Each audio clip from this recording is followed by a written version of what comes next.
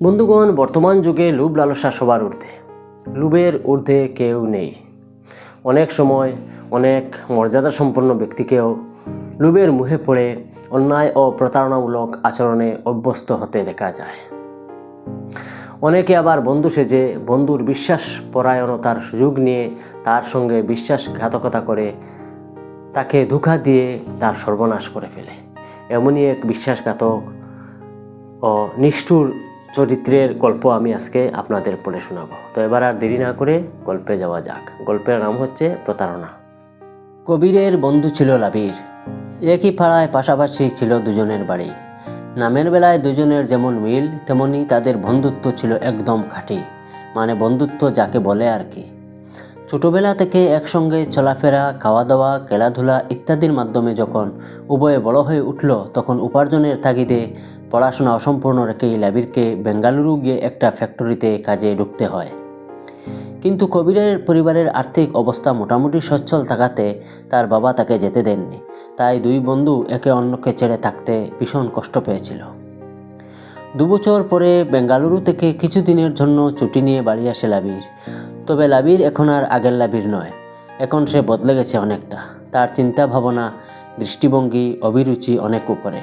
তার কথাবার্তা, খাওয়া পড়া, চলাফেরা সম্পূর্ণ আলাদা। গ্রামের সাধারণ মানুষের সঙ্গে সে প্রায় মিশ খাচ্ছে না। এখন সে কথায় কথায় ইংরেজি শব্দ ব্যবহার করে। Yes, no, thank you, very good, very nice, after all, in this way, suddenly, oh my God, hurry up, at once, at that ইত্যাদি। আর তার কথা বলার সঙ্গে অঙ্গভঙ্গির সামঞ্জস্য যেন একদম হিন্দি ফিল্মের নায়কের মতো। এখন সে সবসময় এমন সুগন্ধি ব্যবহার করে যে সে যেখানে বসে সেখানের কাছের কিছু জায়গা সুগন্ধে আমোদিত হয়ে ওঠে। লাবিরের এখনকার এহেন বাকপটুতা, উচ্ছ্বাঙ্গের অভিরুচি ও সাজসজ্জার শৌখিনতা কবিরের কাছে যেন তাকে একটা মহৎ আসন দান করেছে। এখন লাবির কবিরের ধরাছোঁয়ার অনেক উপরে। কবির ভাবছে যে বর্তমানে তার মতো একটা সাধারণ লোকের পক্ষে লাবিরের বন্ধু হওয়া সৌভাগ্যের বিষয়। অর্থাৎ আজ আর সে লাবিরের বন্ধু হওয়ার উপযুক্ত নয়। লাবির কেবল দয়া করে তাকে বন্ধু হিসেবে গ্রহণ করছে। তাই কবির নিজেকে লাবিরের তুলনায় অনেক ছোট ভেবে তার কাছে সংকুচিত হয়ে চলত ও অনেক হিসেব করে কথা বলত। যাই হোক, লাবির বাড়ি আসার সপ্তাহখানেক পরে একদিন সন্ধ্যায় কবিরের ঘরে বসে দুই বন্ধু গল্প করছে। কিছুক্ষণ পর লাবির কবিরকে বলল, আচ্ছা শুন কবির, তুই এখনও বেকার কেন? আগে তুই যে কোনো একটা কাজে লেগে তোর বেকারত্ব দূর কর। মনে রাখিস, বেকারত্বের মতো এত বড় ডিজিজ আর হয় না। কবির বলল, আমি নিজেও তো বেকারত্ব দূর করতে চাই, কিন্তু সুযোগ পাচ্ছি না। তুই বল না কিভাবে বেকারত্ব দূর করব। আচ্ছা, তুই তো এখন বিদেশ ঘুরে সব দিক থেকে অনেক স্মার্ট হয়েছিস। তোর জানা মতো যদি কোনো উপায় থাকে তবে আমাকে সুযোগ করে দে না। লাবির বিজ্ঞ লোকের মতো মাথা নিচু করে কিছুক্ষণ ভেবে উত্তর দিল, শুন কবির, আমার মতে তুই একটা বিজনেস স্টার্ট করে দে। আজকাল বিজনেসে সারা পয়সা। কবির জিজ্ঞেস করলো, কোথায় কিসের বিজনেস করব? তাছাড়া বিজনেস করতে হলে তো টাকার দরকার। আমার কাছে তো টাকা নেই। লাবির উত্তর দিল, কোথায় কিসের বিজনেস করবে সে চিন্তা তোকে করতে হবে না, সেটা আমি বলে দেব। তুই কেবল টাকার ব্যবস্থা করতে পারলেই কাজ হয়ে যাবে। কবির ফের জিজ্ঞেস করলো, আনুমানিক কত টাকা লাগবে? লাবির বলল, এই ধর 50,000-এর মতো। কবির অবাক হয়ে লাবিরের প্রতি কিছুক্ষণ চেয়ে বলল, আরে এত টাকা আমি পাবো কোথায়? লাবির একেবারে সহজভাবে বলে উঠল, কেন, তোদের তো প্রচুর জমি জায়গা আছে। এক টুকরো জমি বিক্রি করে না হয় টাকার জোগাড় কর না। গ্রামের সাধারণ মানুষের জমি জায়গাই হলো প্রধান সম্পদ। তাই জমি বিক্রির কথা শুনে কবির প্রথমে কিছুটা অবাক ও পরে স্বাভাবিকভাবে আস্তে আস্তে বলল, আচ্ছা ধর জমি বিক্রি করে টাকার ব্যবস্থা হলো, কিন্তু কোথায়, কীরকম, কিসের বিজনেস তা তো তুই কিছুই বললি না। লাবির কবিরের মনের অবস্থা বুঝে উত্তর দিল, শুন কবির, প্রথম কথা হলো যে লাইফে রিস্ক না নিলে এস্টাবলিশড হওয়া যায় না। যারা ভীরু তারা কখনো কোনো বিষয়ে সাকসেসফুল হতে পারে না। আর কোথায়, কীরকম, কিসের বিজনেস সে সম্বন্ধে বলছি শুন। বর্তমানে আমি বেঙ্গালুরুর যে স্থানে আছি সেখানে আমাদের আসামের চার চাহিদা খুব বেশি। এখান থেকে মাত্র 1 লক্ষ টাকার চা কিনে সেখানে নিয়ে সেল দিতে পারলে অন্তত 30,000 টাকা প্রফিট হবে। যদি 2 মাসের মধ্যে একবার এক্সপোর্ট করা যায় তাহলে তো আর এমন মন্দ হবে না। তোর যদি সাপোর্ট থাকে তবে আমি বর্তমানের এই সার্ভিসটি ছেড়ে দিয়ে তোর সঙ্গে 50% শেয়ার হোল্ডার হয়ে বিজনেসে লেগে যাব। প্রথমবারের মাল আমি একা আমার সঙ্গে সেখানে নিয়ে গিয়ে বিক্রি করব। তুই আমার সঙ্গে যাবি না, তুই থাকবি এখানে। আমি কিন্তু ফের মাল কেনার জন্য এখানে আসবো না। সে বিক্রির টাকা তোর ব্যাঙ্ক অ্যাকাউন্টে ডিপোজিট করব। তুই এখান থেকে ওই টাকা উইথড্র করে ওগুলো দিয়ে ফের মাল কিনে পাঠাবি আমার ঠিকানায়। আমি মাল বিক্রি করে আবার টাকা ডিপোজিট করব তোর ব্যাঙ্ক অ্যাকাউন্টে। তুই আবার টাকা উইথড্র করে মাল পাঠাবি আমার কাছে। এভাবে দুজন দু জায়গায় থেকেই চলতে থাকবে আমাদের বিজনেস। আর বিজনেস সংক্রান্ত সব কথাবার্তা ফোনেই সেরে নেব। না হয় মালের সঙ্গে আসা যাওয়া করলে এক্সপেন্ডিচার বেড়ে গিয়ে প্রফিট কমে যাবে অনেকটা। একেবারে দেশ থেকে বিদেশে ব্যবসা, তাও আবার লাবিরের মতো স্মার্ট ও শৌখিন বন্ধুর সঙ্গে।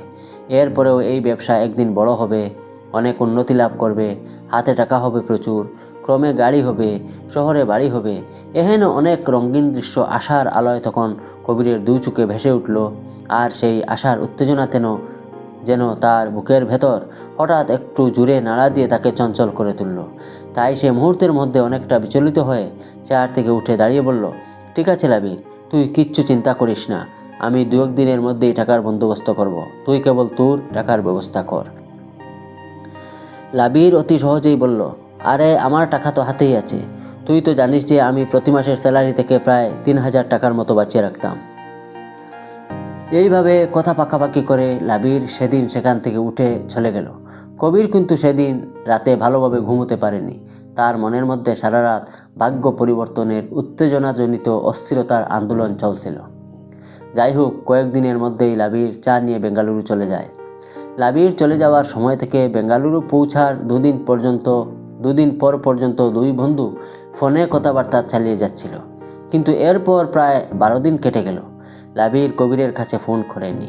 কবিরও অনেক চেষ্টা করে লাবিরের মোবাইলে ফোন ঢুকাতে পারে না।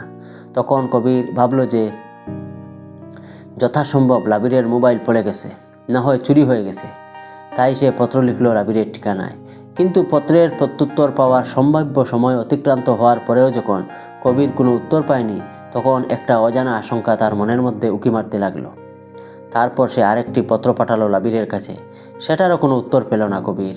সে সময় কবিরের মাথায় হতাশা ও নানান দুশ্চিন্তা ঘুরপাক খেতে লাগলো।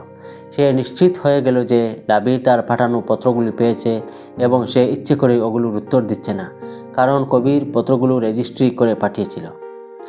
যাই হোক, এভাবে হতাশ ও মনঃক্ষুণ্ণ হয়ে কবির আল্লাহ নবী স্মরণ করে শেষবারের মতো আরেকটি পত্র অতি বিনীত স্বরে লিখে পাঠালো লাবিরের কাছে। সেটা নিম্নরূপ: প্রিয় বন্ধু লাবির, অনুগ্রহ করিয়া তুমি কোনো মুনাফা না দিয়া আমার দেবা কেবল 50,000 টাকা ফিরাইয়া দাও। বাবা একমাত্র আমার বেকারত্ব দূর হইবে ভাবিয়া তোমাকে বিশ্বাস করিয়া তাহার পৈতৃক জমি বিক্রি করিয়া টাকাগুলি দিয়াছেন। তুমি এইগুলি ফিরাইয়া দিলে আমি বাড়িতে থাকিয়া অন্য ছোটোখাটো কোনো একটা ব্যবসা করিয়া কিছু টাকা রোজগার করিতে পারিব। এই পত্র পাঠানোর কিছুদিন পরেই লাবিরের প্রেরিত একটা পত্র এলো কবিরের ঠিকানায়। ডাকপিয়ন পত্রটি নিয়ে এসে কবিরকে তার বাড়ির সামনের রাস্তায় পেয়ে সেটা দিয়ে চলে গেল। এতদিন পর লাবির পত্র পাঠিয়েছে, তাই কবির তর সইতে না পেরে সেখানেই দাঁড়িয়ে কৌতূহল ভরে খাম খুলে পত্রটি পড়তে লাগলো। সেটাতে লেখা ছিল, তোর কিসের টাকা? তোর কাছ থেকে আমি তো কখনো কোনো টাকা নিইনি।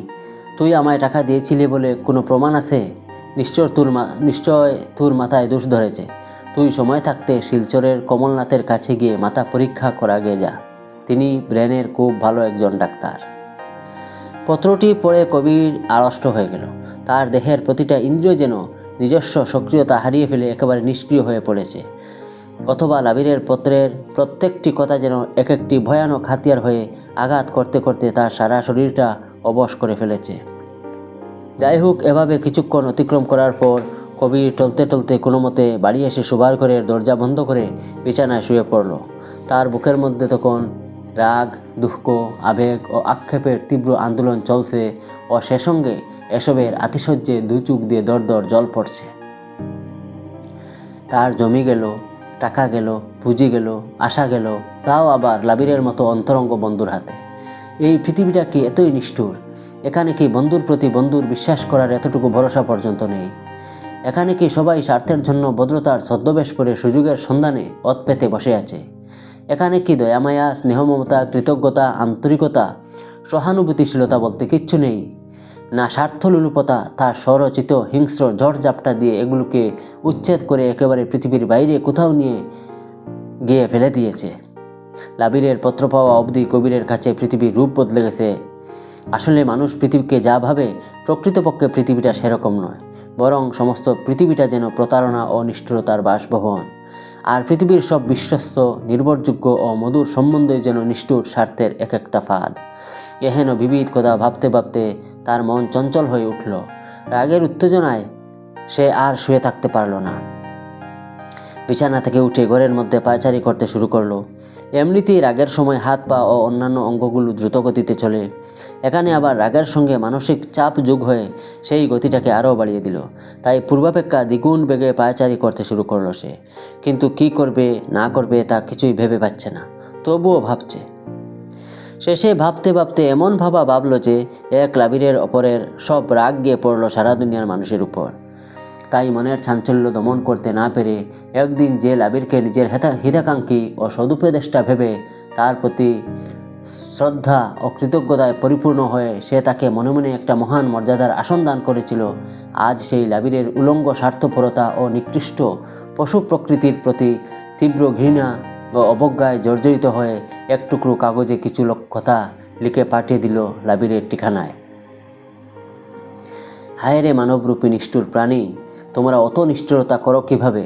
তোমরা অস্থায়ী সামান্য বৃত্তের লোভে আপনজনের সঙ্গে অত জঘন্য ও গর্হিত কর্ম করতে লিপ্ত হও কিরকমে? তোমরা উপকারীর উপকার অস্বীকার করে তার সঙ্গে বিশ্বাসঘাতকতা করো বা কোন প্রাণে? তোমরা সরল মানুষের সরলতার সুযোগ নিয়ে তাকে ধোঁকা দাও কেমন করে? তোমরা লোভের কাছে মানবতা বিক্রি করো কিভাবে? তোমরা অন্যায়ের সঙ্গে দয়ামায়ার বিনিময় করো কোন বিচারে? তোমরা তুচ্ছ স্বার্থের জন্য অন্যের হৃদয়কে দুঃখের আগুনে জেলে পুড়ে সারখার করে ভব সমুদ্র পাড়ি দিতে পারলেও শেষ বিচারের দিন খোদার দরবারে তার জন্য 16 আনা জবাবদিহি করতে হবে। তার হাত থেকে কখনো নিস্তার পাবে না, মনে রেখো। তো বন্ধুগণ, এই হচ্ছে আমার গল্পর প্রতারণা। গল্পটি পড়ে কেমন লাগলো তা আপনারা কমেন্টে জানাবেন। যদি ভালো লেগে থাকে বা বর্তমান যুগের উপযোগী একটা গল্প বলে মনে করেন, তাহলে আপনারা বন্ধু বান্ধবদের সঙ্গে শেয়ার করে তাদেরকে বোঝার শোনার সুযোগ করে দেবেন। আর একটা লাইক দিলে ভালো হয়। তো বন্ধুগণ, আজকে এই পর্যন্ত। আগামীতে এরকম আরও শিক্ষণীয় গল্প নিয়ে আমি হাজির হব। ততক্ষণ সুস্থ থাকুন, ভালো থাকুন।